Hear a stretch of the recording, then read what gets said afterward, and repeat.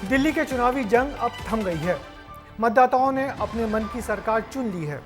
ये सरकार किस पार्टी की होगी इसका पता आपको 2 दिन बाद यानी कि 8 तारीख को चलेगा।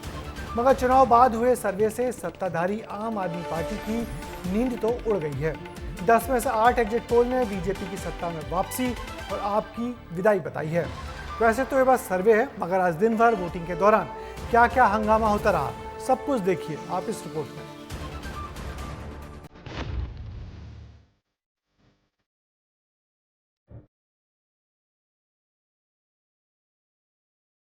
वाल्मीकि समाज के नेताओं को, वाल्मीकि समाज के लोगों को टारगेट करके गिरफ्तार किया जा रहा है। यूपी में परिवर्तन की लहर चल रही है। लोग भ्रष्टाचारी सरकार के खिलाफ वोट दे रहे हैं। बिना किसी आरोप के थाने में बिठा के रखा हुआ। ये फरेब और झूठ की खेती 10 साल 11 साल से केजरीवाल ने किया।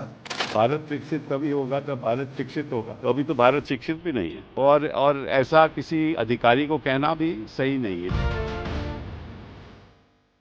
ये बहसबाजी चलती रही। मतदान के बीच कुछ विवादों की भी खबरें सामने आई और इसी के साथ दिल्ली की 70 विधानसभा सीटों पर शाम 5 बजे तक 57.70% वोटिंग हुई। सबसे ज्यादा 63.83% मतदान नॉर्थ ईस्ट दिल्ली में हुआ। ये बीजेपी सांसद मनोज तिवारी का संसदीय क्षेत्र है।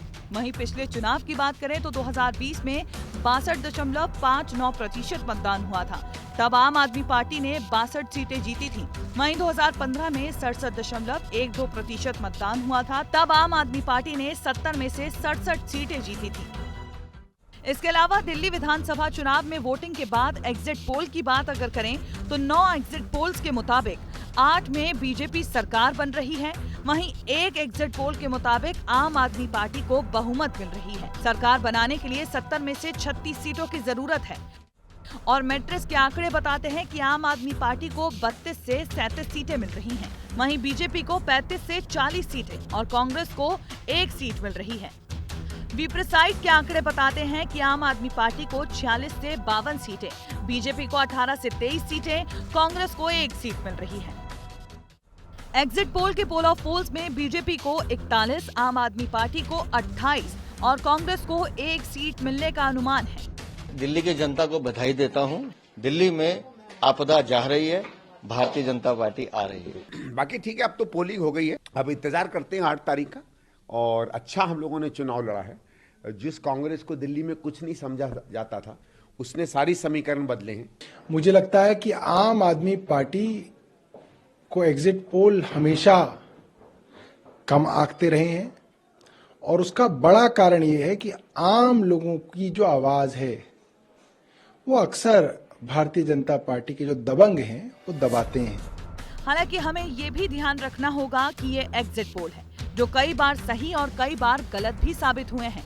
केवल दिल्ली में ही पिछले चुनाव के एग्जिट पोल को देखें तो 2020 में 12 में से केवल 1 एग्जिट पोल सही साबित हुआ था। 2015 में सभी एग्जिट पोल गलत साबित हुए थे। 2013 में सिर्फ 1 एग्जिट पोल नतीजों के पास रहा था। चुनाव के बाद जनता का मूड जानने के लिए ओपिनियन लिए जाते हैं, जिसके आधार पर चुनाव के नतीजों का अनुमान लगने लगता है। लेकिन ये दिल्ली की जनता है, जिसके मन में क्या है वो 8 फरवरी को देर शाम तक ही पता चल सकेगा। ब्यूरो रिपोर्ट, विस्तार न्यूज। वैसे दिल्ली में मतदान का प्रतिशत कम ही रहा, करीब 58% वोटर ही निकल कर आए। वैसे बीजेपी पिछले दिनों जिस भी राज्य में विधानसभा का चुनाव जीती है उसकी वजह बड़े पैमाने पर वोटों का ध्रुवीकरण और बढ़ा हुआ मतदान रहा है। ऐसे में दिल्ली विधानसभा की आज की लड़ाई तो कांटे वाली दिख रही है।